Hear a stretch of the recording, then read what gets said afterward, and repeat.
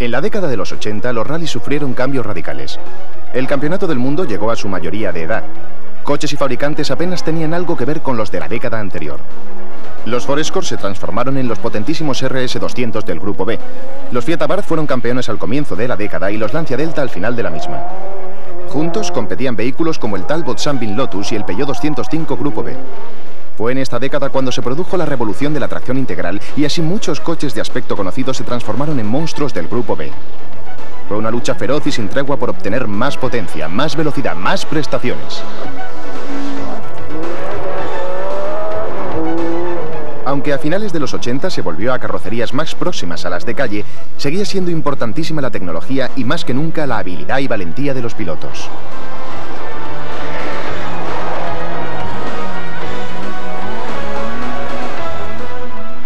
Los rallies y su campeonato del mundo en particular son la prueba suprema de la tecnología y del pilotaje. Se disputan sobre todo tipo de superficies y en climas muy diferentes. Desde nieve y hielo hasta rapidísimos tramos de asfalto, etapas de grava que destrozan los neumáticos y peligrosas pistas forestales. Ese es su terreno de juego. Pocos deportes han cambiado tanto como lo han hecho los rallies en los años 80.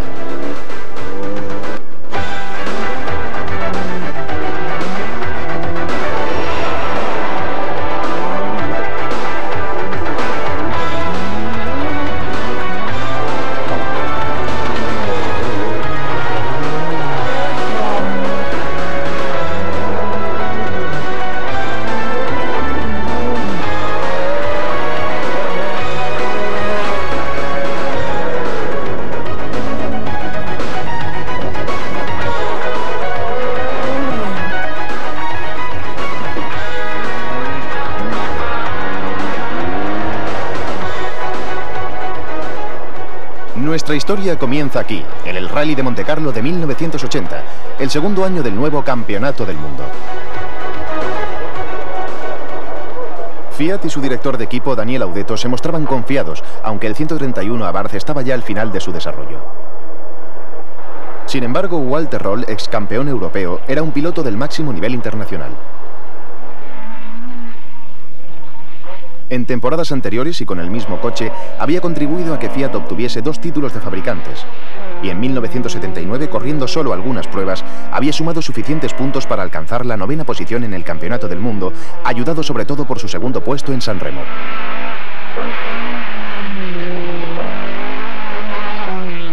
Junto a Röhrl también corría en Fiat Björn Waldegard, el piloto que la temporada anterior había ganado el primer campeonato oficial del mundo. Este es el estilo del campeón en sus tiempos con el Escort RS oficial.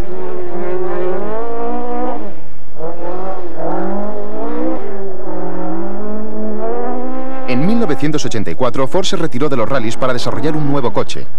Pero el campeón recogió el testigo con Fiat y el mundial no perdió un ápice de interés. Estoy en un equipo fantástico. Tenemos mucha experiencia y nos hemos entrenado a fondo, así que tengo confianza. Queremos hacerlo lo mejor posible. Sabemos que los Stratos y los Porsche son los favoritos, parten como favoritos, pero nosotros vamos a hacerlo lo mejor posible. La temporada anterior, los Porsche habían participado con éxito en muchos rallies, mostrándose especialmente efectivos en Montecarlo, pero no fue así en 1980. Hanno Mikola, subcampeón del mundo la temporada anterior, que también venía de Ford, tuvo que abandonar en el Rally de Montecarlo cuando su 911 rompió la transmisión.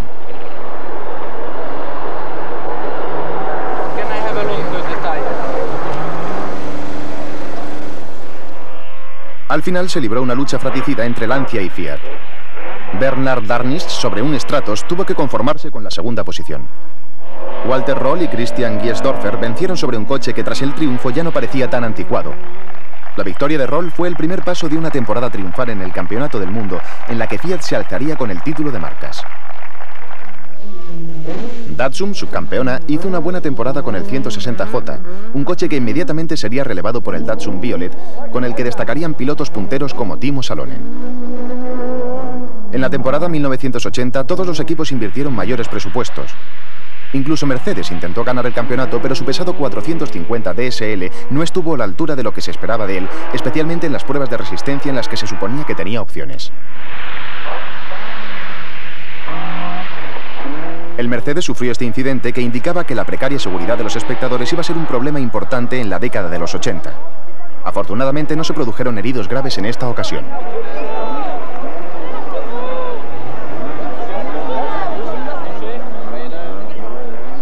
Opel disponía de un coche muy potente y eficaz.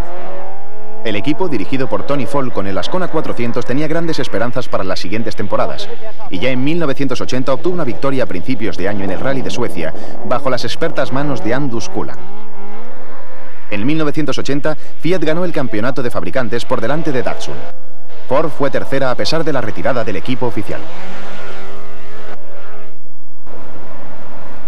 Fueron equipos privados como el del londinense David Sutton los que mantuvieron a los Escort RS en cabeza. Sutton contaba con un gran piloto, Ari Vatanen. En 1979 obtuvo la quinta plaza en el Campeonato del Mundo y en el futuro le esperaban grandes éxitos. Pero antes de eso, Vatanen, el finlandés exoperario de apisonadora, dio su primera alegría a Stuart Turner de Ford, proporcionándole el campeonato inglés. En 1980 devolvió el favor a David Sutton de la misma manera, ganando el campeonato de Inglaterra gracias a su regularidad. Ha quedado segundo 8 veces. Son la fiabilidad y la regularidad quienes permiten ganar campeonatos, así que estamos muy satisfechos con sus resultados. Es la mejor temporada que hemos hecho en la historia de la compañía.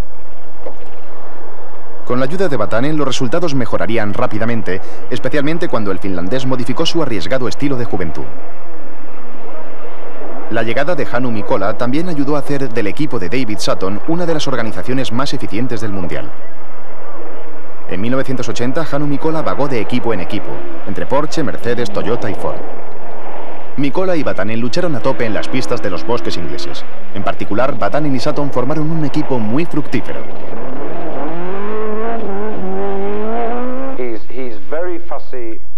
Es muy maniático con la posición del asiento, porque es muy alto y muy delgado, y también con la posición de los pedales. Tiene las piernas muy largas y si la posición no es buena, sus piernas chocan con el volante. Otro factor importante en los triunfos de Vatanen iba en el asiento contiguo, su copiloto Dave Richards. Más adelante se convertiría en director de equipo, pero aquí en el Rallyman's de 1980 era quien leía el libro de ruta. Tengo algunas distancias en metros. Todo lo demás es una descripción básica de curvas a izquierda y a derecha y curvas de radio variable. Tienes desde menos izquierda, horquilla izquierda, que son curvas muy cerradas, hasta todo a fondo izquierda, que es lo que su nombre indica, una curva que se toma a tope.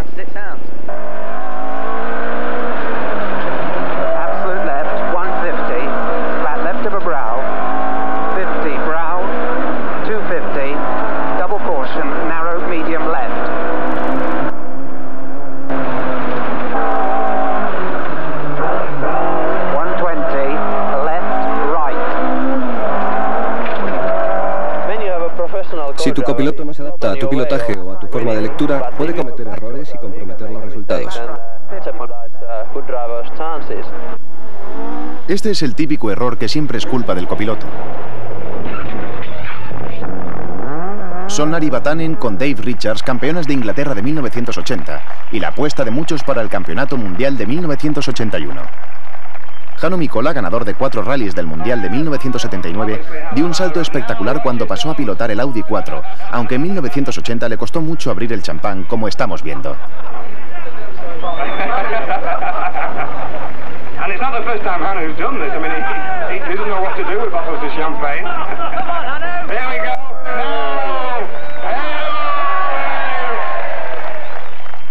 A finales de 1980, otro joven finlandés impresionó a todos.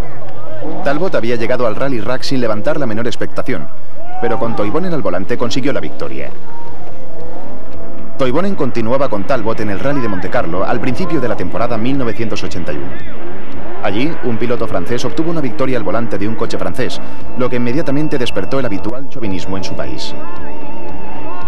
La primera victoria del Campeonato del Mundo de aquel año fue para Jean Ragnotti, el legendario R5 Turbo.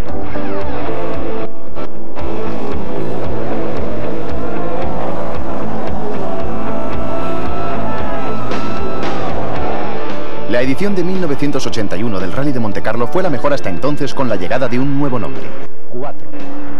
Había comenzado la revolución de la tracción a las 4 ruedas. Hannu Mikkola obtuvo 8 mejores tiempos. Cada coche necesita un pilotaje diferente.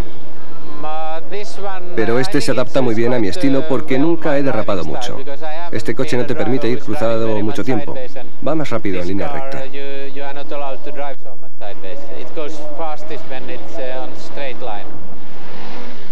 Tras un espectacular comienzo del rally, Mikkola cometió un error. Se salió de la carretera y perdió todas sus opciones. Pero Audi ya ha demostrado que ahora nada será igual. El 4 era el coche a batir cuando resultaba fundamental la máxima tracción. Justo lo que demandaba la segunda prueba del Mundial, el Rally de Suecia. Hannu Mikkola obtuvo allí una victoria aplastante. Todos los otros equipos comprendieron que los coches de tracción en un solo eje tenían un futuro muy negro. Posiblemente la revolución no fue total porque el coche era muy complejo y no se adaptaba bien al asfalto. Tras el triunfo de Suecia vinieron muy distintos resultados, unos mediocres, otros desastrosos. En Portugal el coche de Mikkola rompió el motor tras ir en cabeza a la mitad de la prueba. En Córcega, Mikkola y su compañera de equipo, Michelle Mouton, volvieron a romper el motor y en Grecia los coches del equipo fueron descalificados por no cumplir el reglamento técnico.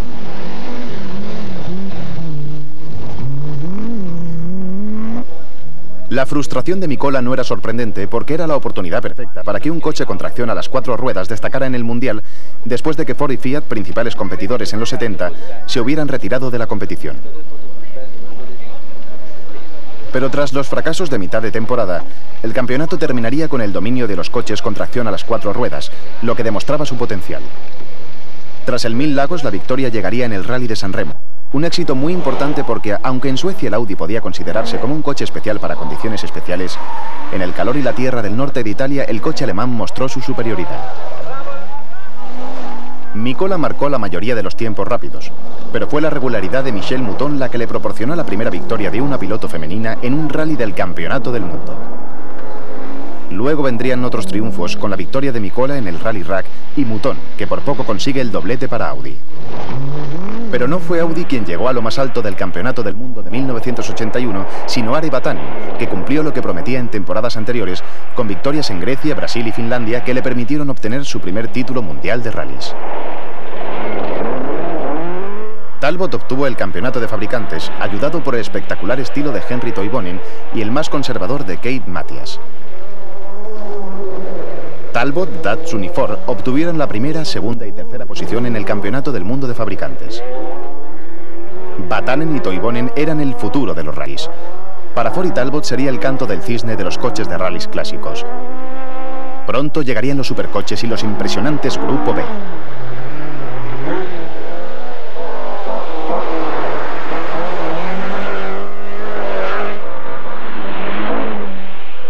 Los rallies atraían cada vez más interés por todo el mundo, se abrían nuevos horizontes. El Rally Safari fue el canto del cisne para Datsun.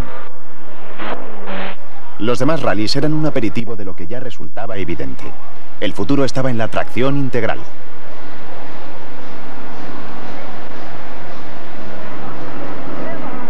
La revolución no había sido sencilla para Audi.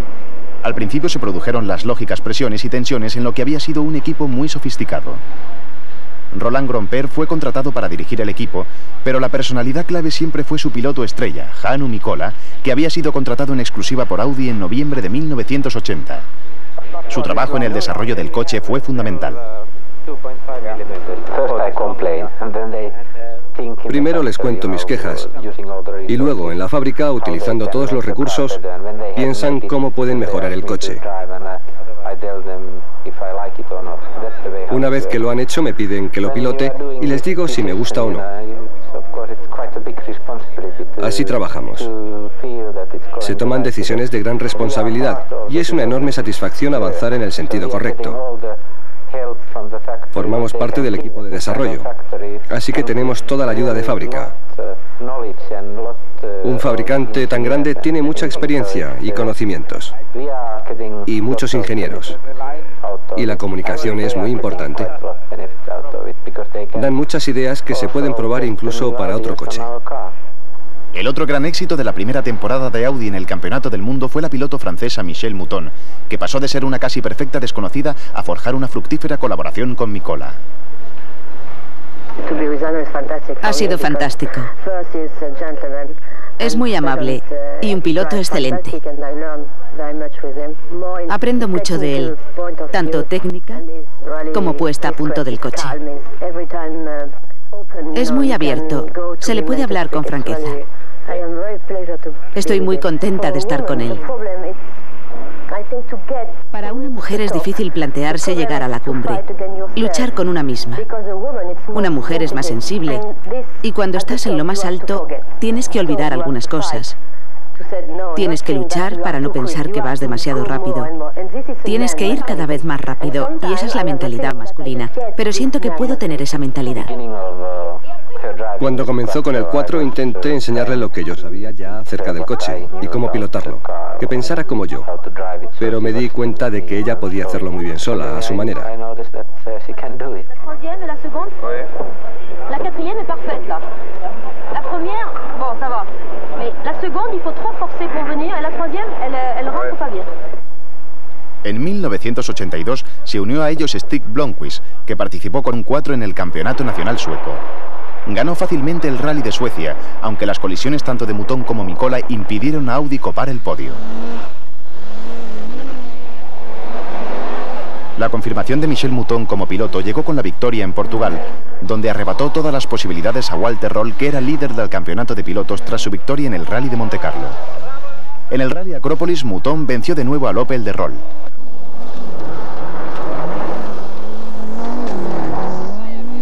Otro motivo de celebración para la piloto francesa junto a su copiloto Fabrizia Pons. Luego vendrían otros triunfos para Audi con la victoria de Mikola en el Mil Lagos. Después llegó el turno de Stig Blomqvist, primero en San Remo. Stig estuvo muy inspirado tras verse obligado a obedecer las órdenes de equipo y quedar por detrás de Mikola en Finlandia, que corría en casa. Esa victoria reducía la ventaja de Opel en el campeonato de fabricantes.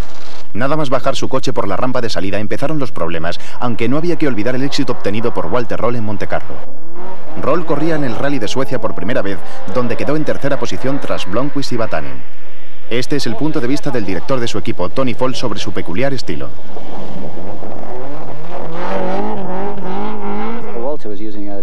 Walter entra en las curvas subvirando y recuerdo de mis tiempos que de esa manera, si se cierra la curva, es muy difícil salir bien. Es la primera vez que he podido ver el estilo de Walter y aunque es muy rápido, tiene que ser muy valiente para hacerlo así, marcando tiempos muy buenos y manteniendo la estabilidad del coche. Debe tener unos reflejos rapidísimos para pasar el coche de subvirar a sobrevirar en medio de la curva. La regularidad de Röhrl durante la temporada le dio su segundo mundial y tras asegurarse el título en el Costa de Marfil, firmó un contrato con Lancia para 1983. Su equipo, contrariado, decidió en el último momento no dejarle participar en el RAC. Me pregunto dónde está Walter. Creo que está camino de Alemania. ¿Por qué? No creo que le guste mucho correr esta prueba y creemos que alguien con más ansias de victoria nos puede ofrecer mejores resultados. Así que esta mañana habéis decidido despedir a Walter Röhrl antes de comenzar el rally. Yo no diría despedirle, simplemente hemos sugerido que seguramente sería mejor para todos que regresara a casa. Una hora antes de la salida, el director del equipo me informó de que estaba libre, que podía volver a casa. Creo que si ya he ganado el campeonato del mundo y mi equipo piensa que no estoy motivado, tiene miedo de que no lo esté lo suficientemente, es mejor mandarme a casa. Y respeto esa decisión. Me alegra que la hayan tomado. Fue un año frustrante para Hannu Mikola, pero la victoria aplastante que obtuvo en el RAC le sirvió de consuelo. Audi pudo arrebatar el título de fabricantes a Opel, pero de nuevo las cosas estaban cambiando. Iba a aparecer el Grupo B, una nueva categoría que permitía a los fabricantes inscribir coches diseñados específicamente para los rallies. Bastaba con producir 200 unidades de calle. El Lancia Rally fue uno de los primeros ejemplos de este tipo de coches. En 1983 correría con Walter Röhrl al volante. Lo logré el año pasado y puedo repetirlo este. En esta carrera veré cómo funciona el coche, pero en esta primera prueba lo que hay que hacer es ir al máximo. Junto con el campeón del mundo se alinearía Mark Wallin, que en 1982 había pilotado el coche en la primera prueba del Mundial en Córcega y alcanzado la cuarta posición en el RAC de ese año. Todo parecía indicar que se produciría una dura lucha entre Lancia y Audi. Ambos fabricantes decidieron poner toda la carne en el asador. La primera prueba fue el Rally de Montecarlo, que esta vez se corrió sin nieve. Se puso de manifiesto el dominio absoluto de Lancia y de Walter Röhrl, que pilotó a tope como había prometido. El campeón del mundo estaba en plena forma. Mark Wallin, aunque con mayor experiencia en el coche, llegó tras él a casi 5 minutos, completando para Lancia un sonado doblete. El mejor de los Audi A1-4 fue Stig Blomqvist, que en su primera vez en Montecarlo logró la tercera posición por delante de Hannu Mikkola. Esta vez no hubo órdenes de equipo. Pasamos a Suecia, donde se disputó el único rally verdaderamente invernal. Los Lancia no corrieron. La prueba se adaptaba perfectamente a los Audi. Tras la lamentable actuación del año anterior, Hannu Mikkola y Michel Mouton no cometieron el menor error. Mouton fue cuarta y la victoria fue para Mikkola por delante de Blomqvist, que debutaba con el Audi 80 Grupo A. El de Portugal siempre fue un rally difícil. Audi contra Lancia de nuevo. Audi consiguió la primera y segunda plaza con Mikkola por delante de Mouton y Röhrl logró la tercera. Fue lo nunca visto en rallies por potencia y espectacularidad.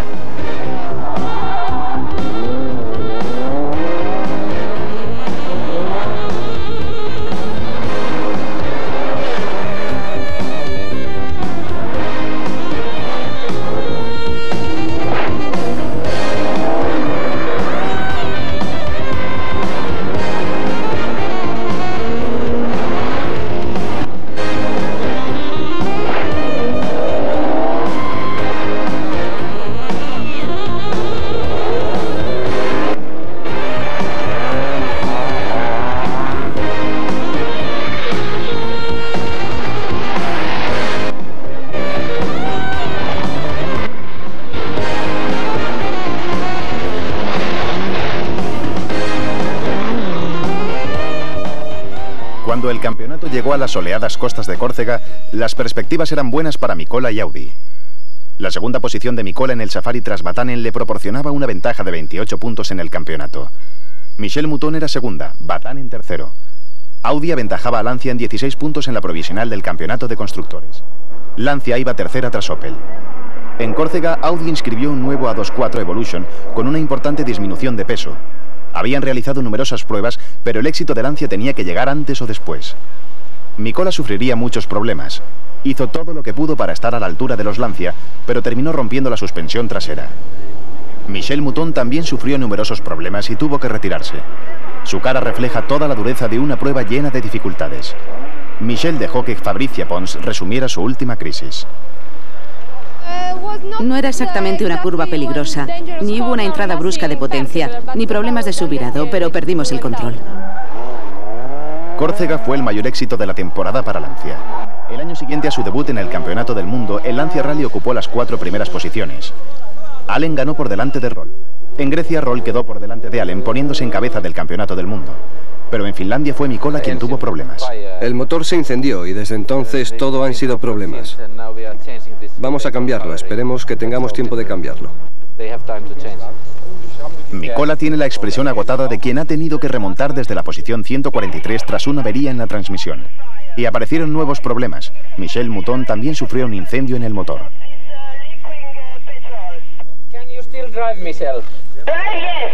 Drive it into lake or somewhere, it will, you know, you can't do anything else. If I start and it's burning again, I cannot stop the fire. Aha, you are stopped and the fire is stopped. Yes, sure, it was burning like hell, 3 kilometers after the start. Aha. Mikkola ofrece sus consejos a Michel, pero él ya tiene suficientes problemas y las cosas se le van a poner peor cuando intente arrancar el coche. Bromeaba con meter el coche en el lago. Pero no sé dónde está el lago. Y además prefiero parar el coche que nadar.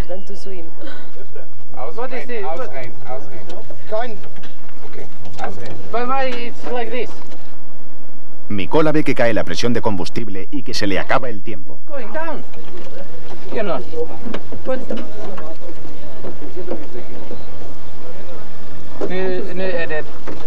vet du. Igen. Det är ingenting att... Switchen är on. Ja, de är on. No, out! Out. What is it now? Standing. How long time? 5 minutes. 10 minutes. We are not out of time yet, but it's a long way to go. I don't know how you can smile. I don't know if I cry or smile. Superados aquellos problemas, Mikola fue el más rápido en 29 de las 50 etapas del rally y obtuvo una de sus victorias más memorables. Pero en el Sanremo, Mikola sufrió un nuevo incendio de motor, esta vez mucho más grave. Intentamos apagarlo, pero era demasiado tarde y ardió todo el coche. Pero fue también Lancia quien abrazó a Audi. Obtuvieron 4 de las 5 primeras posiciones, lo que le valió el título de constructores. El título de pilotos estaba entre Allen y Roll para Lancia y Mikola para Audi. Nuestro objetivo es ganar el campeonato. No queremos que nuestros dos pilotos luchen entre sí, por lo que continuarán en la posición que ocupan ahora. Así anunció el director de Lancia, Cesare Fiorio, que sus hombres no tomarían parte en el RAC de Inglaterra para disputar el título de pilotos. Ya se habían gastado suficientes liras luchando contra Audi, que probablemente les hubiera amargado el flamante mundial de marcas. Vemos a Arnie Hess ayudando a la suspensión trasera de Mikola. Mikola quedó tras Blomqvist y ganó el campeonato del mundo. Pero Walter Roll decidió dejar Lancia y pasar a Audi, una interesante combinación para la siguiente temporada 1984. Pensaba que sería posible ganar al volante de un coche tradicional, pero el pasado año comprendí que no hay forma de lograrlo sin tracción a las 4 ruedas.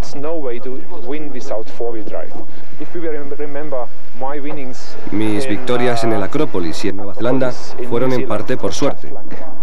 En condiciones normales no hay manera de ganar a los Audi. Cuando han perdido lo ha sido por mala suerte y nadie debe olvidarlo.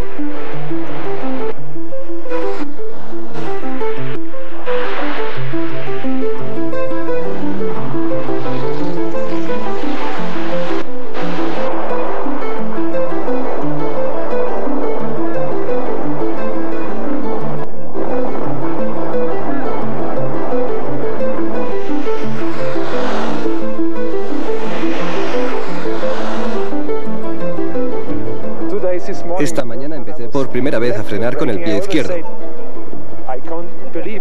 Aunque sea seguro, no lo creía necesario. Ahora comprendo que sí lo es. Si no lo haces así, no entras bien en las curvas.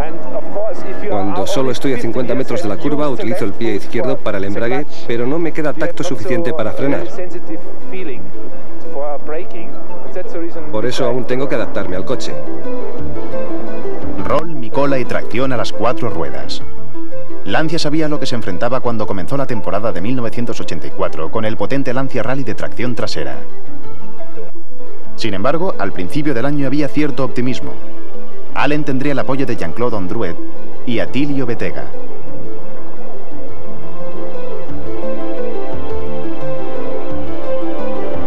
Los tres dieron todo un espectáculo sobre el hielo al estilo Audi. Marco Allen describe los avances realizados en el coche.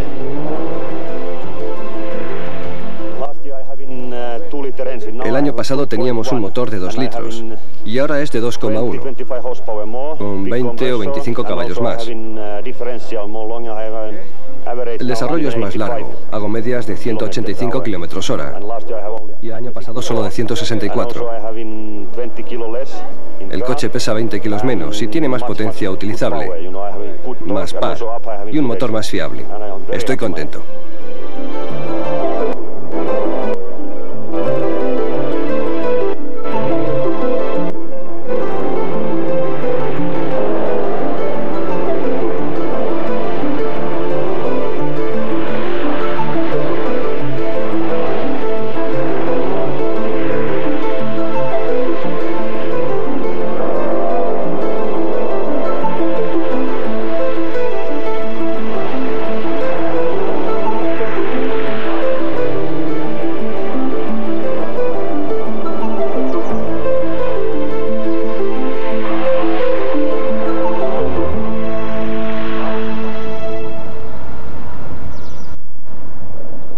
El comienzo de la temporada en Montecarlo estaría dominado por la nieve, lo que favoreció a los Audi y fue de gran ayuda para los escandinavos Stig Blomqvist y Hannu Mikkola. Audi obtuvo la primera y la segunda plaza, pero fue Walter Röll quien rompió los pronósticos, obteniendo la victoria mientras seguía adaptándose a la tracción integral.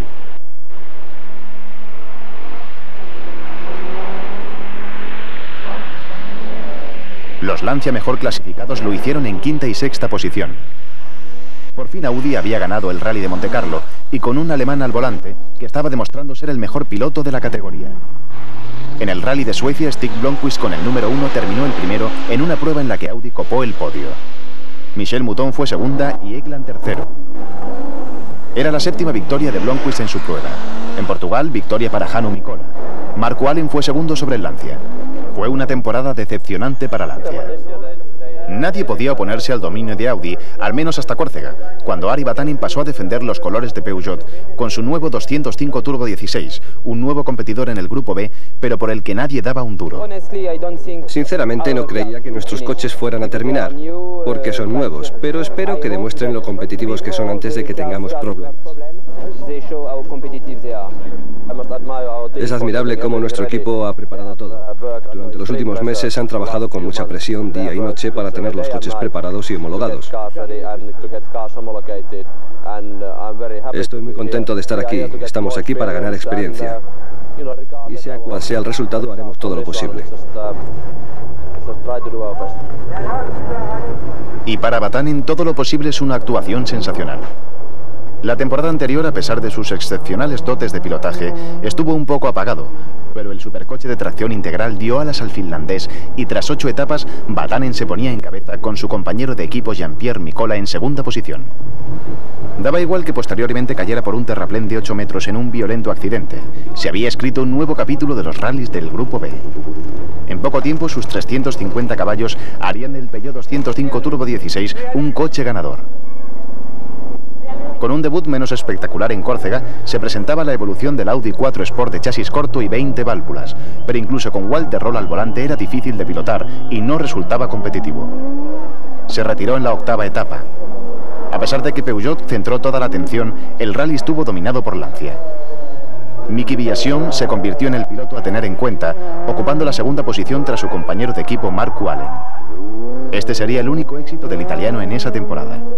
Stig Blomqvist venció en Grecia, Nueva Zelanda, Argentina y Costa de Marfil. También venció en Suecia y ganó el campeonato con el mayor número de victorias obtenido por un piloto en una temporada. Audi consiguió el título de fabricantes, pero Peugeot dominó la última parte de la temporada. Vatanen ganó el Mil Lagos, el San Remo y el RAC con un estilo que indicaba que los años dorados de Audi habían pasado. En el 85 también llegaría el nuevo Lancia de tracción integral. A finales del 84, Peugeot era quien marcaba la pauta. Otro coche Grupo B que llamó la atención durante 1984 fue el Toyota Celica Turbo, que con el recién llegado Juha Cancún al volante alcanzó la quinta posición en el Mil Lagos. Peir Ekland consiguió la tercera posición en el RAC.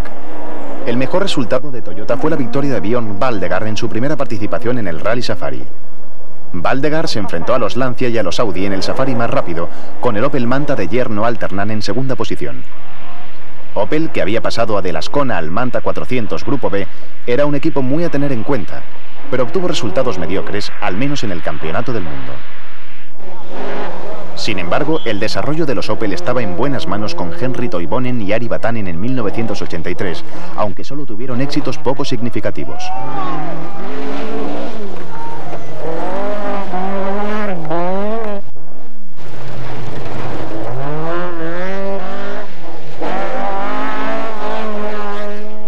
Ver volar al Manta era una de las imágenes más espectaculares del Campeonato del Mundo y en el 84 fue uno de los espectáculos más emocionantes del campeonato inglés.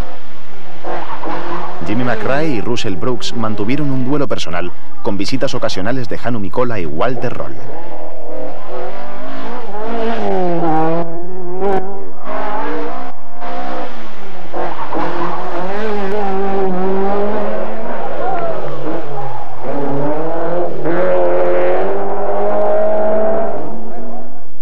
Este es Russell Brooks pilotando al máximo en el Rally Manx, pero el RAC era el más importante para él y para Perogal. Brooks quedó quinto en esta prueba del Mundial. Jimmy McRae fue séptimo y Bertie Fischer noveno.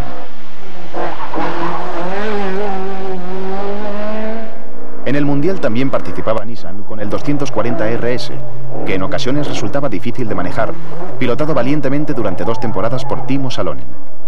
En 1984, Salonen se metió entre las 10 primeras posiciones en varias pruebas consecutivas, incluyendo un séptimo en el Safari, un sexto en Grecia y un cuarto en Nueva Zelanda. Al terminar la temporada, Salonen obtuvo la 6ª posición en el RAC y fue noveno en el Mundial. En el 85, Salonen fichó por Peugeot, donde su indudable talento tuvo la recompensa que merecía. Otros pilotos de Nissan que tuvieron menos éxito que Salonen fueron Sekar Mehta y una de las personalidades más conocidas de los rallies ingleses, Tony Pond. Tony Pond participaba en pruebas del Mundial desde mediados de los 70. En el Rally de Córcega de 1983, después de superar muchos problemas, llevó su Nissan a la 7ª posición. Al final de la temporada 84, Pond participaba con un Rover Vitesse en el campeonato inglés, evidenciando su estilo poco ortodoxo.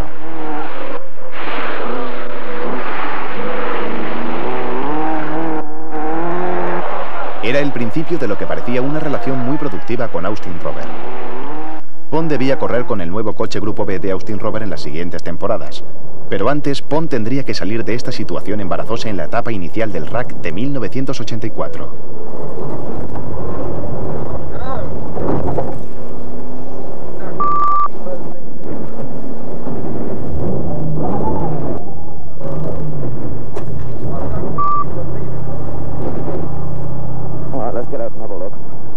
Fue un incidente que Pond y su copiloto Rob Arthur tardaron bastante en olvidar, porque se produjo en una etapa sencilla, antes de que se empezara a correr de verdad. Puede apreciarse la fuerza del impacto en el movimiento del casco, aunque el coche se llevó la peor parte. Pond quedó fuera de la prueba. Para él prácticamente había acabado la competición en el Grupo A.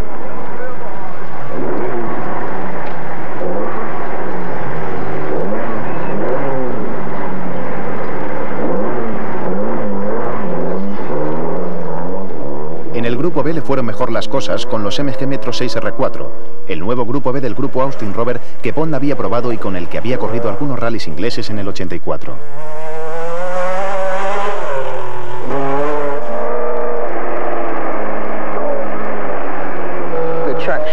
La tracción y la potencia de frenada es increíble. En curvas, una vez puesto a punto, es de reacciones parecidas a los coches convencionales. Con los coches de tracción a las 4 ruedas todo el mundo tiene tracción y frenos relativamente buenos, pero creo que nosotros estamos por delante en cuanto a frenos y mucho mejor en cuanto a manejabilidad. Fue un importante esfuerzo para el grupo ARG Austin Rover. Por su parte, Ford desarrolló el RS200. Inglaterra iba a estar bien representada en la nueva era del Campeonato del Mundo de Rallys. Este es el Metro 6R4 con tracción a las 4 ruedas y sin turbo, con su característico alerón. Austin Rover pronto completaría las 200 unidades requeridas para la homologación del Grupo B. Ya estaban preparados para competir en una categoría de coches potentísimos.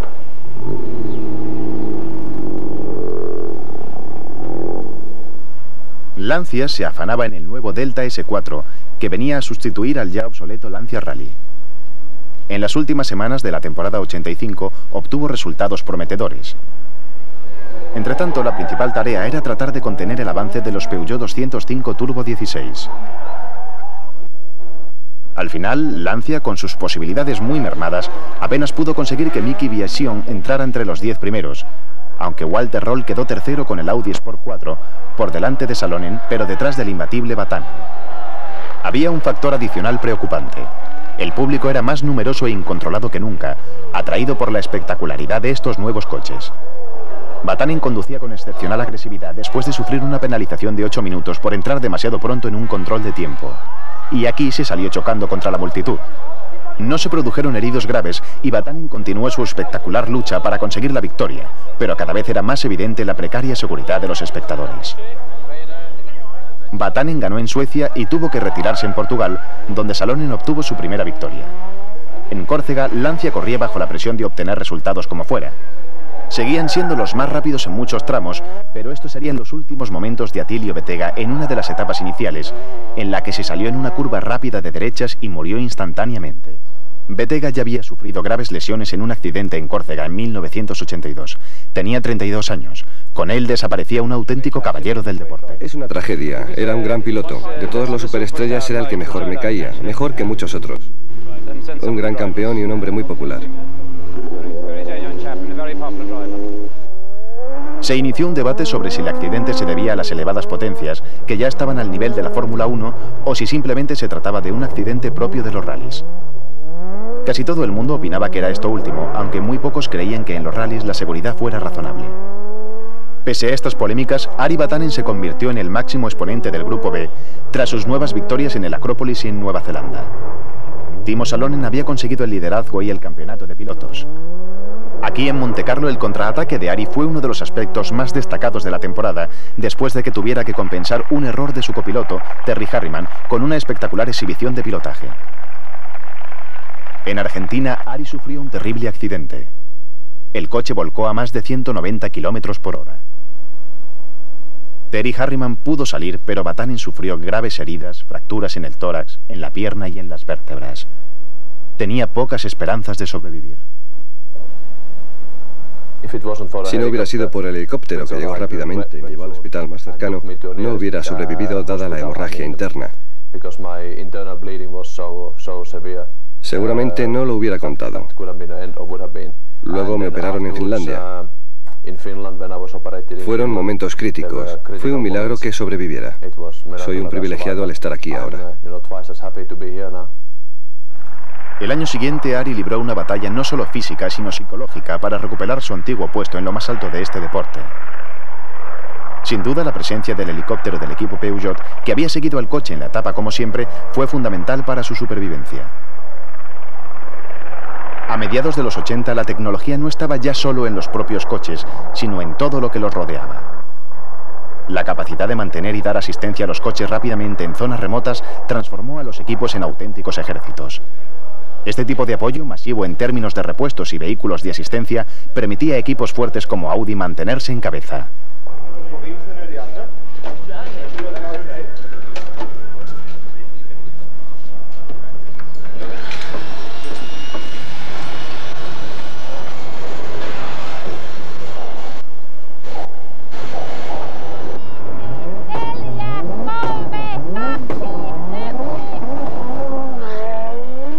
En el 1000 Lagos de Finlandia, Stig Blomqvist, que era segundo en el campeonato tras Salonen, tenía esperanzas de vencer a los finlandeses en su propio terreno. Los Audi 4 producían nubes de vapor con nuevos frenos de refrigeración líquida, que pese a todo lo tenían difícil para detener un vehículo de 1200 kilos. Blomqvist nunca pudo acercarse a una distancia que supusiera una amenaza para el ganador, el nuevo campeón del mundo Timo Salonen. Pero eso sí, se mostró igual de espectacular que siempre. En las pistas finlandesas, los coches alcanzaban velocidades espeluznantes. Este es Björn Valdegar sobre el Toyota Celica GT, séptimo en el 1000 Lagos. Valdegar hizo una temporada bastante buena, con 2 segundas posiciones que le permitieron alcanzar la 7ª plaza en el Campeonato del Mundo. El nuevo campeón del mundo, Timo Salonen, en su debut para Peugeot, ganó en Portugal y a continuación obtuvo 4 victorias seguidas a mediados de temporada, que le dieron el título con un margen cómodo. Henri Toivonen había estado ausente la mayor parte de aquella temporada debido a una lesión de cuello que se produjo en un grave accidente en Finlandia. Aquí sufrió otro accidente.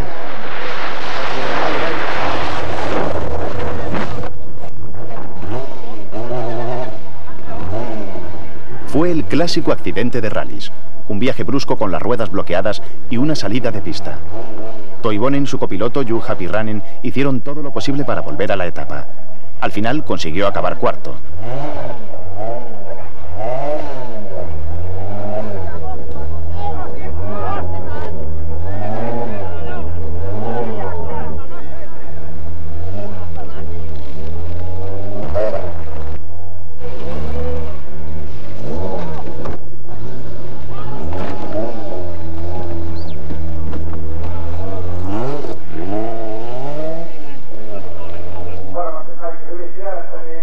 Tras esta victoria, el campeón del mundo obtuvo la 2ª posición en el San Remo tras Walter Röll y Peugeot. Se preparaba una nueva generación de coches Grupo B para el Rally Lombard Rack, entre los que estaba el MG Metro 6R4. Tony Pond pilotaría un coche y Malcolm Wilson el otro.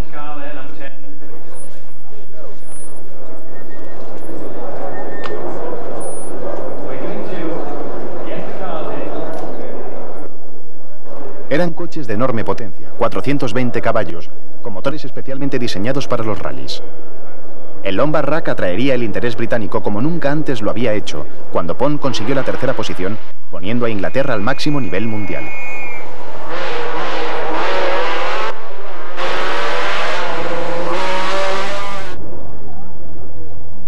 También debutó aquí el nuevo Lancia Delta S4 Integrale, en manos de Henry Toivonen y Markku Alén. Fue la mejor novedad de la temporada. La competición atrajo gran cantidad de público.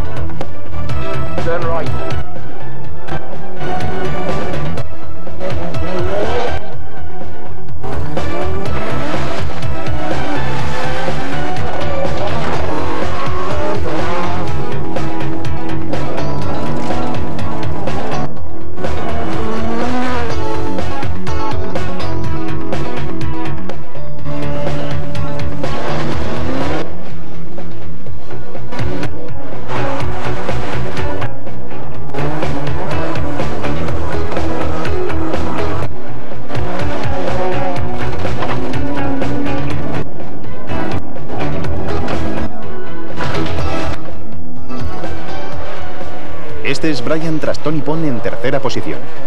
Solo empezó a distanciarse cuando las pistas forestales comenzaron a helarse.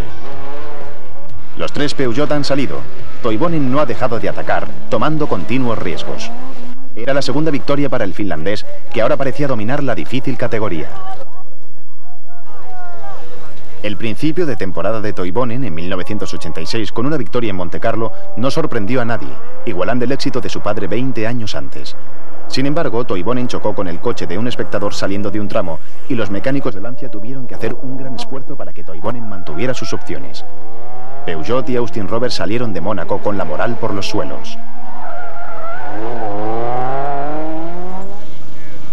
El Rally de Suecia marcó el regreso de Ford, tras 6 años de ausencia con su espectacular RS200 Grupo B.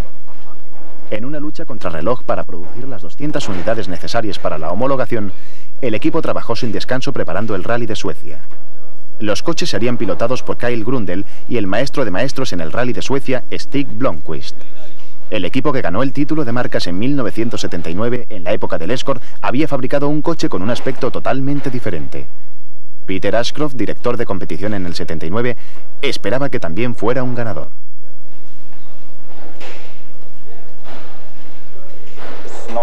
No es un coche evolucionado como el de los demás equipos.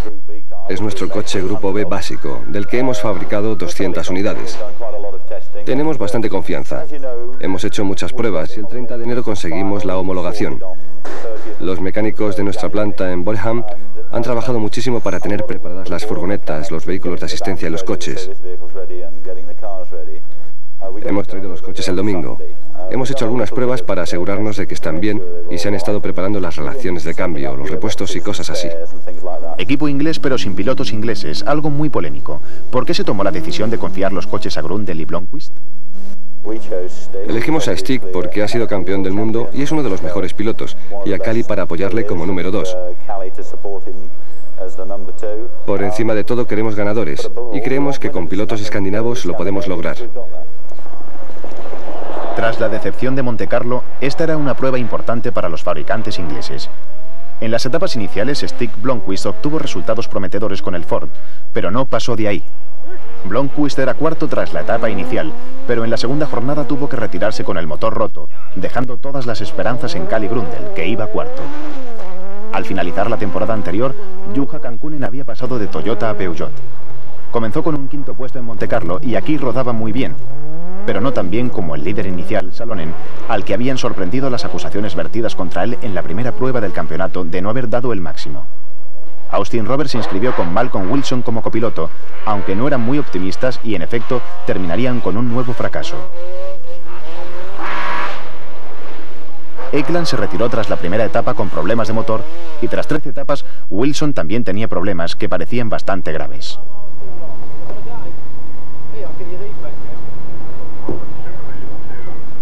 La frustración empieza a hacer mella en el equipo Austin Roberts, que aparte del interés despertado en el RAC, estaban obteniendo escasos resultados de su inversión, su tiempo y su experiencia. Ahora es Malcolm Wilson quien queda fuera de combate.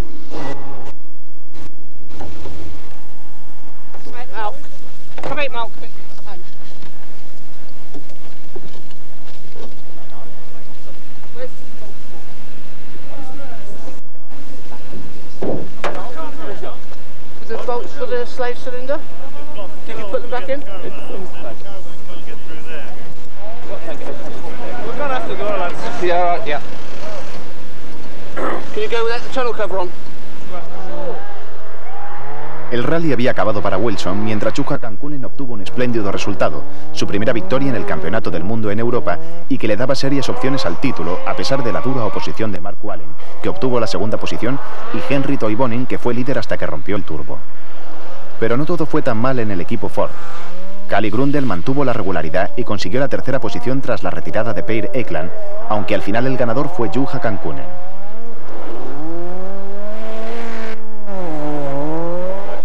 En Montecarlo tuvimos mala suerte con los neumáticos y las cosas no fueron bien, pero ahora parece que todo funciona. Timo ha sido muy rápido al principio, pero yo ya estoy pensando en Portugal y los terrenos de grava, donde aún tenemos mucho que decir. El Rally de Portugal era una prueba que se esperaba con impaciencia y sobre la que nadie habría podido anticipar los acontecimientos. Fue la prueba más sorprendente del campeonato y ante el público más entusiasta. Estas imágenes de la primera etapa en Sintra confirmaron los temores de los pilotos. Vemos al Lancia de Mark Wallin atravesando un túnel humano.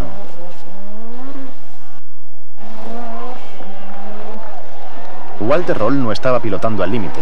Un error con el Audi supondría el desastre. El público está a muy poca distancia. Stig Blomqvist sobre un Ford RS200. Pero fue el campeón portugués Joaquim Santos en un coche similar quien desencadenó la tragedia minutos después. Al superar un rasante, Santos encontró la carretera bloqueada por el público. No tenía escapatoria, impactó contra la multitud. Hubo 4 muertos y 31 heridos. La reacción fue de horror e indignación. El director de Ford, Peter Ashcroft, no dudó en retirarse del rally. Aquí le vemos informando a Grundel. Santos accident, we're going to have to withdraw cars. Yeah, we're pulling out. I think 2 people have been killed and a lot injured. And my instructions from head office have warned you. I'm very sorry for you both because I don't like this rally. I have bad feelings during the whole recce for this rally.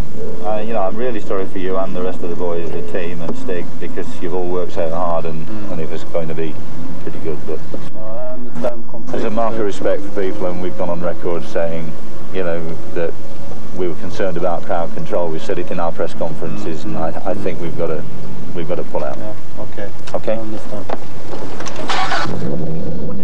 ¿Qué le ha dicho a sus pilotos? Les he dicho que tenemos que retirarnos de la prueba. Van a entrar en el siguiente control de tiempo para entregar sus tarjetas. Y voy a hablar con los organizadores y retirarme de la prueba oficialmente. Hace mucho tiempo que protestamos por la falta de control del público. Lo hemos dicho en las conferencias de prensa. Siento que haya sucedido. Ha sido un accidente terrible y por respeto a los fallecidos y a los heridos, creo que debemos retirarnos. Ha sido un RS200, un coche inscrito por Ford Motor Company, y nos entristece mucho. Creo que Santos no podía hacer nada. Salió de un rasante y el coche estaba en el aire. Cuando aterrizó, la carretera estaba llena de gente, así de sencillo. Reaccionó y giró el volante. El coche comenzó a derrapar, pero el piso es muy deslizante y chocó contra 20 o 30 personas. Ahora no sé exactamente las lesiones y el estado de los heridos, hasta que me informen los organizadores.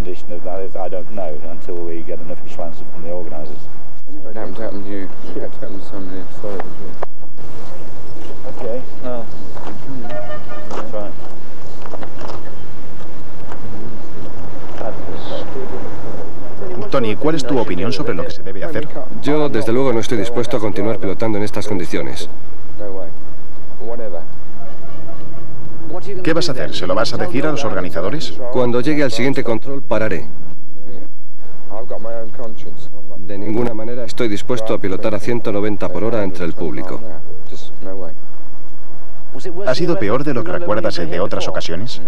No, siempre ha sido así. Se podía haber hecho mucho daño con cualquier coche, pero ahora los motores tienen más de 400 caballos y hay mucho menos margen para el error. Si cometes la menor equivocación hay muertos, y esto simplemente no es lógico. Tony Pond estaba determinado a retirarse. Malcolm Wilson, en el otro MG Metro 6R4, era de la misma opinión. El coche se me ha salido de la trazada ligeramente con la fuerza de la tracción a las 4 ruedas. Y los espectadores quedaron muy cerca del coche. Solo se retiraban cuando los coches llegaban avanzando hacia ellos a toda velocidad. Solo 7 u 8 kilómetros por hora más y hubiera impactado contra ellos. Es una locura. No quiero continuar en estas condiciones. Si ocasionas un accidente, tienes que vivir con esa pena el resto de tu vida. Mark Wallen sobre Lancia también estaba disgustado. ¿Crees que los organizadores se verán obligados a escucharos y a suspenderlo? Yo desde luego no voy a salir. No vas a salir. Puede que solo seamos Lancia, pero no voy a salir. Muchos pilotos están de acuerdo contigo, tampoco van a salir. No lo sé. Pero yo me niego rotundamente. Aunque las pistas fueran más anchas, iríamos más rápido. Y de noche es mucho peor. No voy a salir en esta etapa. Estoy de acuerdo contigo. Gracias. Todos los equipos importantes se retiraron. El futuro del Rally de Portugal estaba en serio entredicho, pero lo más importante era resolver el problema de los espectadores inmediatamente. En Córcega se produjo otro acontecimiento trágico. Henry Toivonen y su copiloto Sergio Cresto, uno de los pilotos más espectaculares del campeonato, murieron instantáneamente cuando su coche se salió de la pista y explotó. La muerte de Toivonen y de Cresto obligaría a la federación a actuar no solo para controlar al público, sino a replantearse el reglamento del propio Grupo B.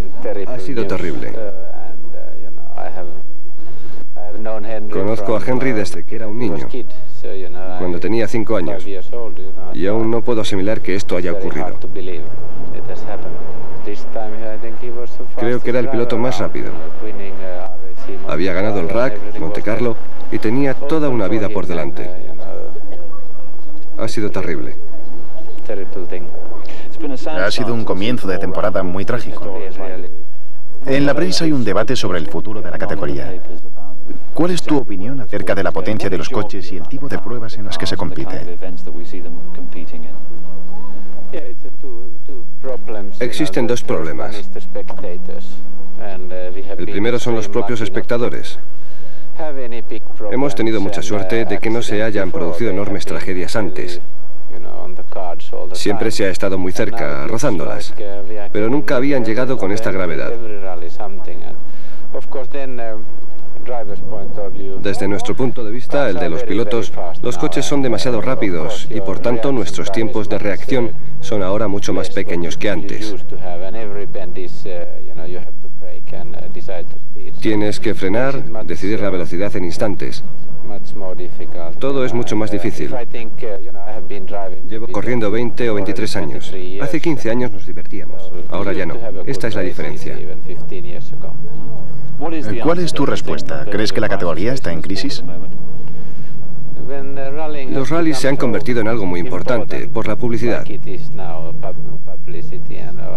Todas las fábricas hacen el máximo esfuerzo, invierten mucho dinero y toda su experiencia. Solo es posible avanzar en una dirección,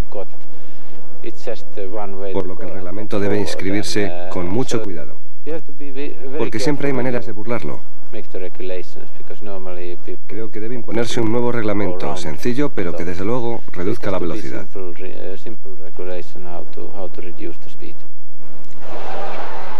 La FISA actuó rápidamente y con autoridad, declarando que el campeonato de 1987 se correría con vehículos del Grupo A.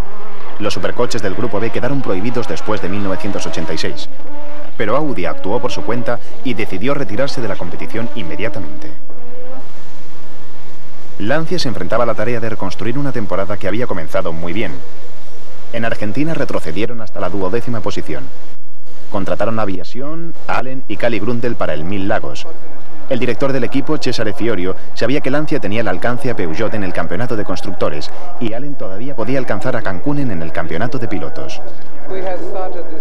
Hemos comenzado el campeonato muy bien, tras nuestra victoria en el RAC del año pasado y luego en Monte Carlo. Lo hicimos muy bien en Suecia, en el Safari y en Portugal, pero tras el desgraciado accidente de Córcega, el campeonato se nos ha puesto cuesta arriba.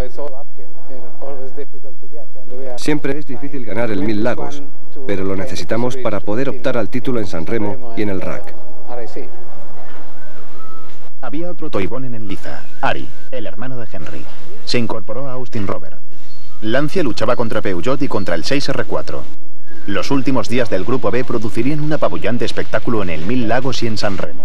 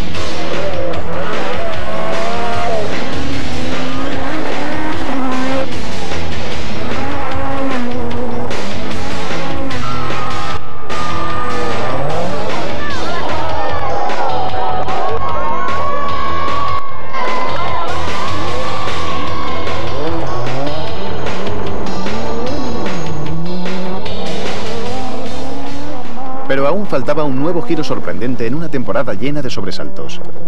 En San Remo, los Peugeot llevaban un faldón lateral, ilegal según los comisarios, sobre todo los comisarios italianos. Los 3 Peugeot fueron descalificados. Los franceses reclamaron, pero el rally ya estaba bajo el férreo control de los Lancia. El reglamento impone unas normas y las normas están para cumplirse. En lo que se refiere a Lancia, Allen todavía tiene opciones de ganar el campeonato del mundo. ¿Habrá órdenes de equipo para que Allen gane esta noche? Todavía no nos hemos reunido con los pilotos porque esta decisión se acaba de tomar. Tendremos una reunión más tarde para decidir qué hacer. Es muy difícil decirle a un piloto que va en cabeza que él no debe ganar. Así que aunque no había órdenes de equipo, o al menos no las había hasta la celebración de la famosa reunión, estaba claro lo que iba a suceder en la misma. Lancia tenía que conseguir que Allen mejorara su tercera posición, porque sufrió un par de pinchazos cuando iba en cabeza y así lo hicieron. En la penúltima etapa especial en las montañas, a la mañana siguiente, Miki Biasion detiene el Lancia líder. Tras él, Gario Terrato en segunda posición hace lo mismo. Van a ceder el paso a Marco Allen.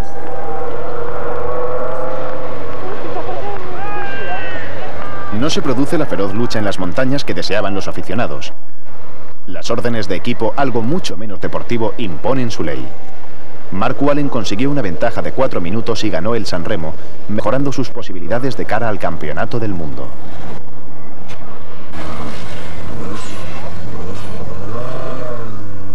Para recordar a los mustios aficionados que se trata de una etapa especial, Malcolm Wilson pasa a tope consiguiendo de paso una magnífica cuarta posición. Este es Miki Biasion, ganador moral del San Remo del 86, a pesar de que Allen se situó a solo 2 puntos de Cancunen antes del RAC de Inglaterra, que ese año era la penúltima prueba.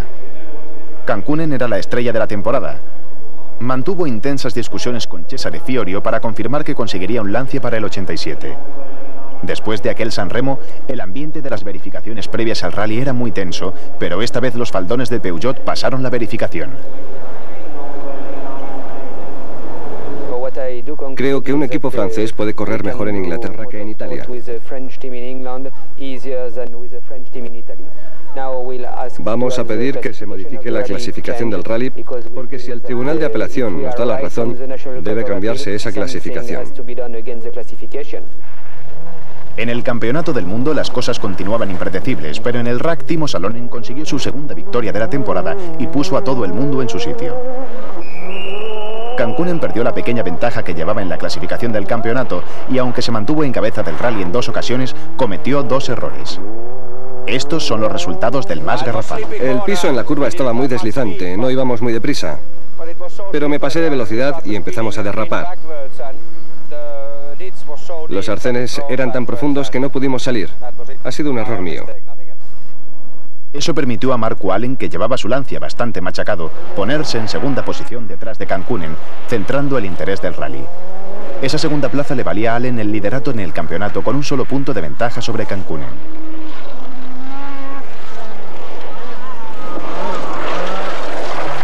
Se esperaba que la última carrera del campeonato, el Rally Olympus en Norteamérica, fuera todo un espectáculo, pero también dependía de las apelaciones a la FISA y de si se mantendrían los resultados del Rally de San Remo. En el Olympus, Allen dominó prácticamente de cabo a rabo. Kankkunen sufrió penalizaciones al principio y nadie pudo acercarse a Allen. Así que Kankkunen se tomó con calma su segunda posición, esperando que la FISA decidiera el campeonato del mundo.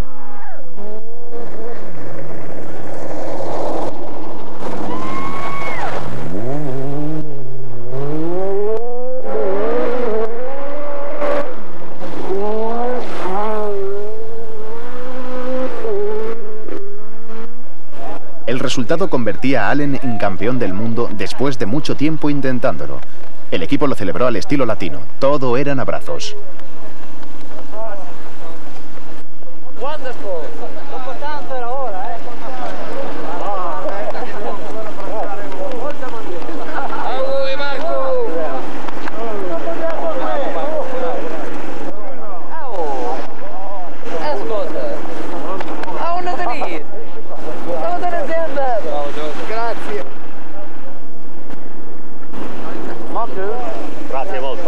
Siete días después se acabaron las celebraciones.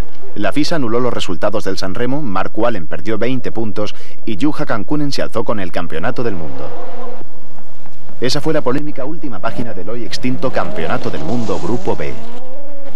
En el campeonato inglés, los supercars siempre dieron un espectáculo impresionante, a pesar de que la FISA exigía que las pruebas fueran más cortas. El asfalto de la isla de Man fue el canto del cisne de los potentísimos Grupo B en las Islas Británicas.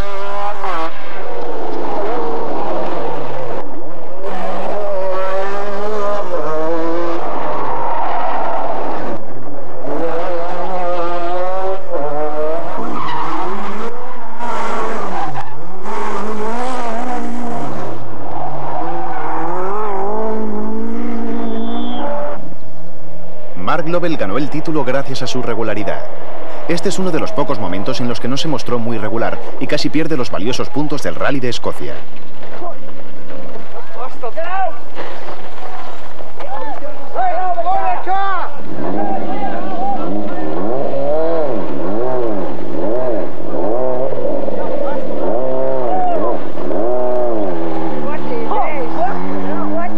La cámara de un aficionado captó las imágenes de David Llewellyn en uno de sus frecuentes errores. En ese momento Llewellyn era la gran esperanza inglesa. Incluso iba a pilotar un Austin Rover oficial cuando desaparecieron los Grupo B. Llewellyn lo recuerda con emoción. Fue una época muy emocionante. Los coches eran impresionantes, aunque para ser sincero, quizá demasiado rápidos. Es una pena porque el Austin Metro era un coche seguro. No llevaba turbo y casi todo el vehículo era de acero. Muchos otros coches llevaban turbo y el compartimento del motor, el depósito de aceite y los depósitos de combustibles estaban muy próximos entre sí en la parte trasera del coche y tenían motor central. Probablemente el Metro era el más seguro de todos, como ya se demostró en Gales en el 86, cuando volqué el coche y bajé rodando por una colina. Fue una pena que desapareciera, pero había que tomar alguna medida. Desgraciadamente se prohibieron los grupos B y mi carrera dio un paso atrás. El nivel se estancó durante un par de años con los coches del Grupo A. Desde luego en esa época no era fácil conseguir un coche oficial. Los rallies estaban cambiando y evolucionando. Se pusieron de moda los grandes raids. El más importante de ellos fue el París-Dakar. Aquí vemos al ganador de 1987, Ari Vatanen, totalmente recuperado de las graves lesiones que había sufrido, triunfando en una prueba en la que no solo es importante el valor y la mecánica, sino también la navegación. En algunos puntos las referencias son muy vagas o ni siquiera se ven. Y entonces hay que usar el sentido común y no dejarse llevar por el pánico. A veces tomas una decisión. Vas un poco más al oeste, creyendo que te has desviado demasiado hacia el este, y entonces ves un coche delante de ti que gira hacia el este. Replantearte la idea de girar hacia el oeste. Pasa muchas veces, y puede minar gravemente tu confianza.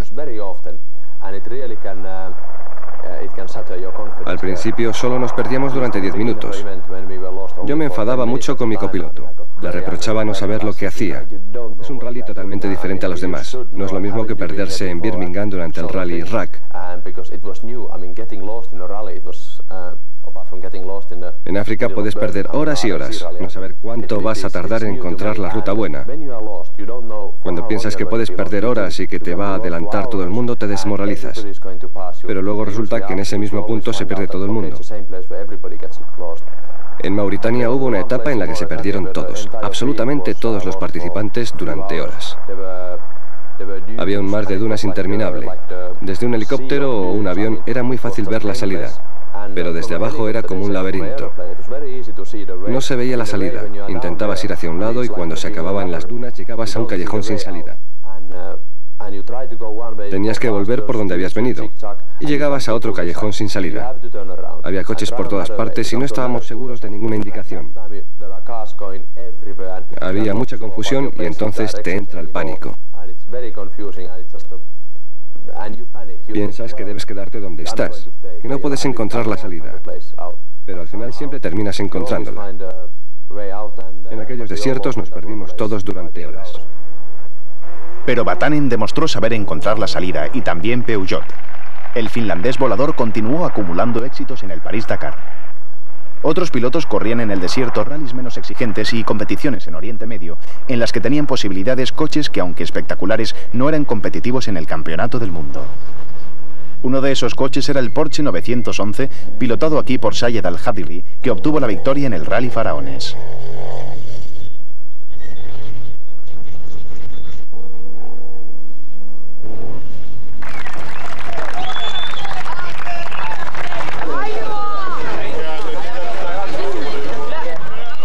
Mientras, en Europa otros se preparaban para un nuevo campeonato del mundo, con un punto de partida tradicional.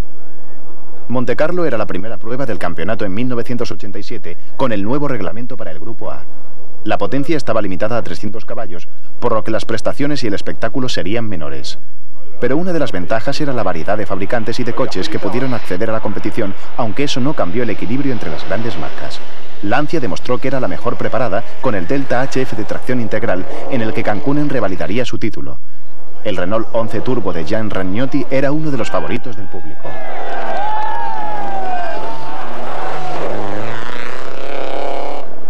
El Ford Sierra Cosworth de tracción a las 4 ruedas participó con Blomqvist a los mandos, y el Volkswagen GTI obtuvo la sexta posición en Montecarlo, pilotado por Kenneth Eriksson.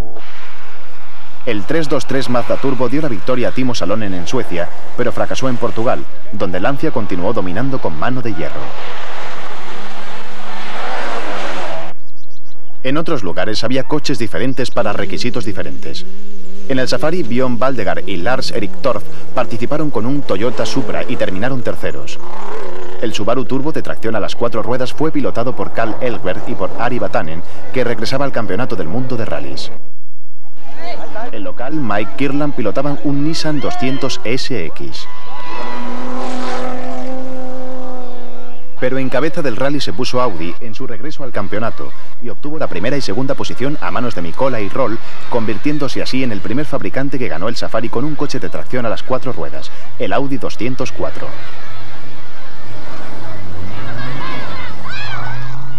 Cada vez más equipos y fabricantes preparaban sus coches tanto en pista como en etapas de rallies. Campeonatos de turismo como el inglés aceleraron el desarrollo del Ford Sierra Cosworth y convencieron a BMW de participar en los rallies, aunque fuera de forma distante, ahora que con el M3 contaban con un coche competitivo en pruebas de asfalto.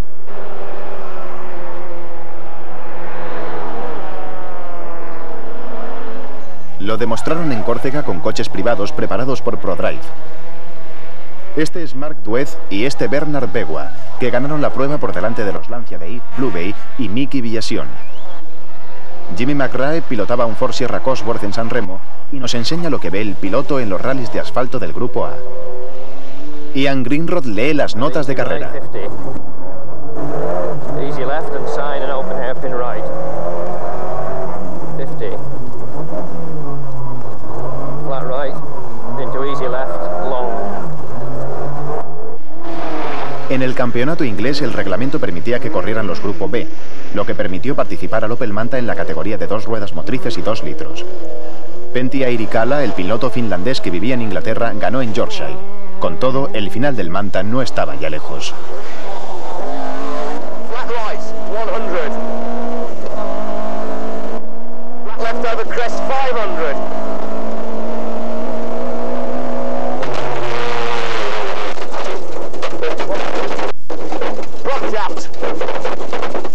La explosión en el vehículo de Russell Brooks y Mike Broad en el rally de Ulster fue el fin de un coche que despertó pasiones.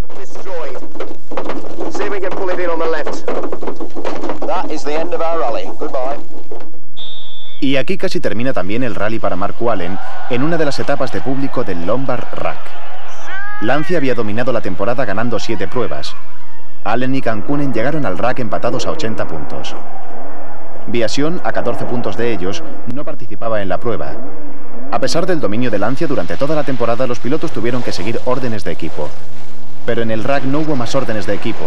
Cancunen, que regresaría a Toyota en 1988, ganó la prueba y fue el primer piloto que consiguió revalidar un título mundial.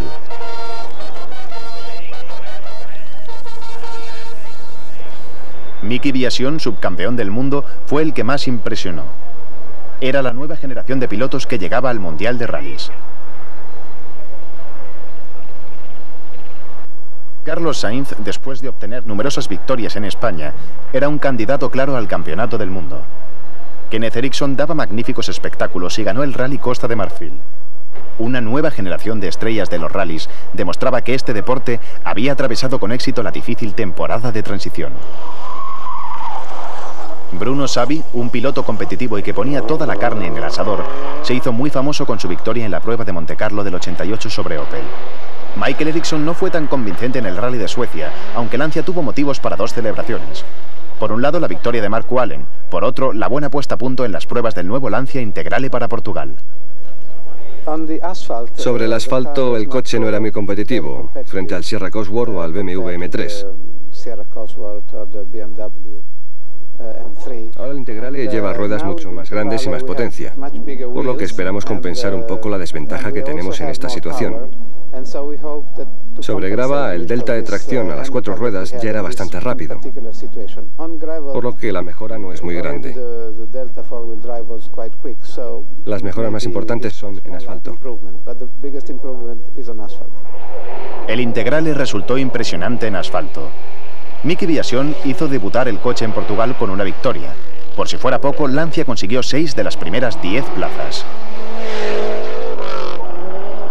Ford venció a Lancia en Córcega, pero en el Rally Acrópolis Toyota empezó a mostrar que también tenía un coche que podía aguantar el ritmo de los Lancia, una vez superados sus problemas de fiabilidad.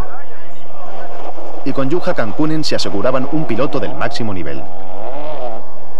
Y aunque nadie pudo impedir que Mickey Villation se convirtiera en el primer italiano en lograr un título, ni que Mark Wallen ganara su 18ª prueba del Campeonato del Mundo en un 1000 lagos de los que hacen afición, sin embargo, ya estaba claro que el futuro no solo era de Lancia.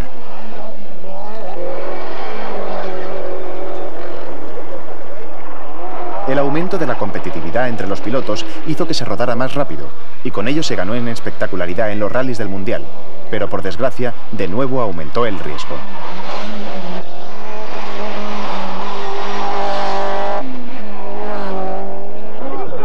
En el Rally de Montecarlo de 1989, el control del público fue caótico. Alex Fiorio se salió de la carretera y chocó contra la nieve, y 2 espectadores resultaron heridos. Parecía una vuelta al desastre de hacía 2 años, y el incidente fue muy duro para el joven piloto, al que le estaba costando acostumbrarse al embrague automático del Integrale.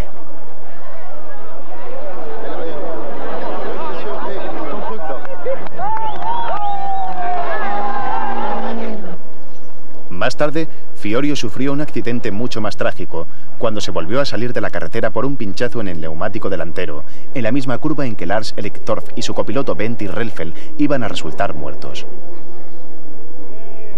Fue el tipo de accidente que siempre puede ocurrir en los rallies. Eliktorf era un piloto puntero con un excelente historial, sobre todo en las pruebas africanas, y su tercera posición en el Rally de Suecia del año anterior demostró de lo que podía haber sido capaz. En las primeras pruebas de la temporada, Viasion venció en Montecarlo y en Portugal, África Occidental y Grecia. Didier Auriol ganó en Córcega. Lancia volvía a la carga. Las esperanzas de Toyota parecían desvanecerse. Tras el Rally de Grecia, Viasion a la izquierda tenía una ventaja de 30 puntos en el campeonato y Toyota, a pesar de los esfuerzos de Cancunen y Carlos Sainz, estaba a más de 60 puntos por detrás en el campeonato de constructores. Parecía que el Rally Acrópolis se adaptaba a las características del Toyota, dada la experiencia de la marca y sus éxitos en el Safari, pero los coches japoneses no resultaron suficientemente fiables ni rápidos. Cuando todavía tenían posibilidades, los 4 Toyota que participaban tuvieron que retirarse. Mazda había comenzado bien la temporada con una victoria en Suecia, que ese año era la primera prueba. Ingvar Carlsson consiguió una victoria del Campeonato del Mundo a los 41 años en una carrera en que no hubo oposición por parte de Lancia. Parecía que Timo Salonen iba a ganar el rally cuando chocó contra un montículo de nieve. Eran malos tiempos para el antiguo campeón, que intentaba impresionar con el Mazda después de sus magníficos resultados con Peugeot. Pero en el Mil Lagos, Timo fue otro de los que sufrió problemas, lo mismo que ocurrió con el Mazda de Hannu Mikkola. El problema es la cilindrada del motor. No tenemos la misma potencia que los demás. En cuanto a estabilidad, sí está al máximo nivel. En Finlandia, Ari Vatanen participó con el Mitsubishi Galant, de dirección a las 4 ruedas. Vatanen quizá exageró el peso del coche en su debut en el RAC del año anterior, pero en la Superespecial de la Acrópolis de 1989, Vatanen fue el más rápido. Era el primer coche con dirección a las 4 ruedas que había sido líder en un rally del Campeonato del Mundo.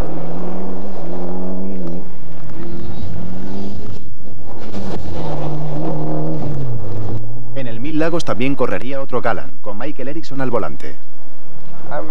Tengo muchas esperanzas en este rally.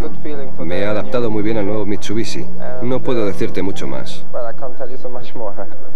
Las características de manejo son muy predecibles, porque es grande y algo pesado. Pero el lado bueno es que es muy estable y no tiene un comportamiento brusco. El Mil Lagos fue muy emocionante. Mitsubishi, Mazda y Toyota se mantenían en los puestos de cabeza. A pesar de su rapidez, los Lancia no estaban a la misma altura.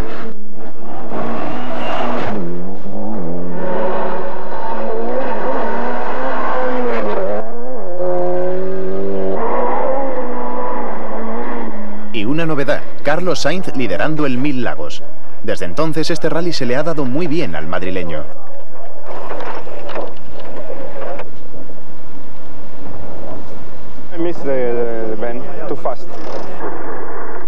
Lancia tuvo su debacle en Finlandia. Didier Auriol tuvo que retirarse con daños en el coche tras un accidente. Mark Wallen también después de fundir la junta de la culata. Incluso el campeón del mundo Miki Viasion no estaba suficientemente motivado y no terminó de adaptarse a las exigencias de los bosques finlandeses.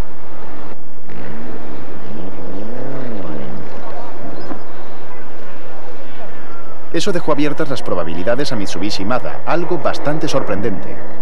Vatanen perdió todas las opciones al romper el motor después de 20 etapas, por lo que Michael Eriksson, que corría con permiso de Lancia, se alzó con la victoria por delante de Timo Salonen sobre Mazda. El excampeón del mundo obtuvo aquí su mejor resultado de la temporada. En el San Remo, Lancia volvió al ataque con el integral de 16 válvulas, que con Didier Auriol al volante impresionó a todo el mundo.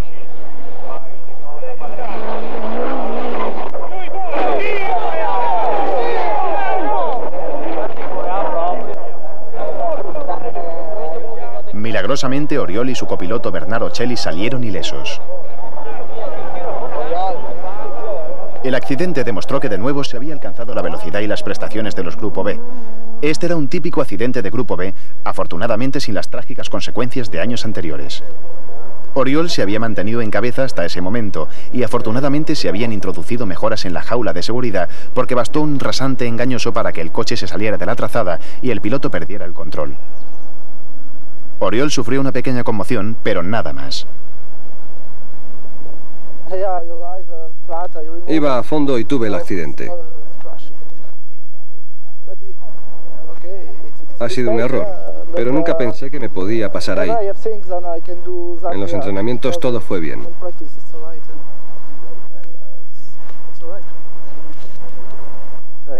Más adelante las cosas fueron mejor para Lancia, con una magnífica actuación de Miki Biasion. Una vez conseguido su objetivo en el campeonato de constructores y en el de pilotos, Lancia no participó en el último rally del Mundial de la década, el RAC de 1989, por lo que Toyota partía como favorita. Cada uno de sus 4 coches estuvo en cabeza alguna vez.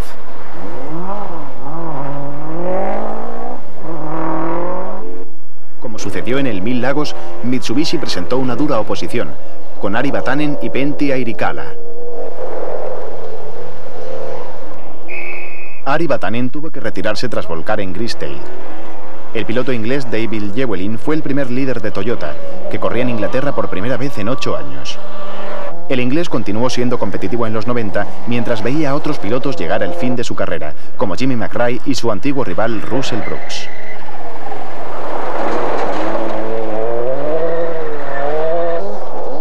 Malcolm Wilson siempre había sido uno de los pilotos ingleses más rápidos y con más talento, y lo demostró en el RAC con una 10ª posición, la mejor clasificación de un piloto inglés. En los 80, Ari Vatanen tuvo que recuperarse de problemas peores que estos, y eso es lo que hace gracia a Timo Salonen. ¿Qué ha pasado? ¡Qué mala pinta tiene esto! Está igual que tu coche muchas veces. No, yo nunca había visto nada igual. No debía haber recortado en las curvas. Lo he aprendido de ti, y además había hojas en la hierba. Creo que deberías volver a la autoescuela. En serio, ¿qué ha pasado esta mañana, Ari? Exactamente eso. Recorté la curva en la primera Grisdale, pero había un bache tapado por las hojas. Salí lanzado. Pero ahora todo está bien. Vatanen cerró los 80 con estilo, pero sería su compañero de equipo quien alcanzaría sus mayores éxitos en los últimos compases de aquella década. Pentti Airikala, de 44 años, había participado en su primer rally de Inglaterra 18 años antes. Ahora vivía en Inglaterra y prácticamente se le consideraba inglés. Atrajo a una gran cantidad de público en la última jornada. Para los ingleses era lo más parecido al triunfo de un piloto de casa. Carlos Sainz se mantuvo en cabeza en las últimas etapas con una ventaja de apenas 30 segundos. En teoría podía resistir el ataque de Airikala, pero la rotura de un eje de transmisión acabó con sus posibilidades de ganar aquel RAC. Por fin, un piloto que llevaba 17 años intentándolo consiguió una victoria en el Campeonato del Mundo. Airikala comenzó a correr pruebas del Mundial con un Forescore. Llegaron y desaparecieron los Supercars y los Grupo B, y por fin ahora lo había conseguido. Esta pequeña fiesta privada se celebró en un área de servicio de la autopista M1. En la otra esquina del aparcamiento, Toyota y Carlos Sainz tienen que aceptar una nueva desilusión.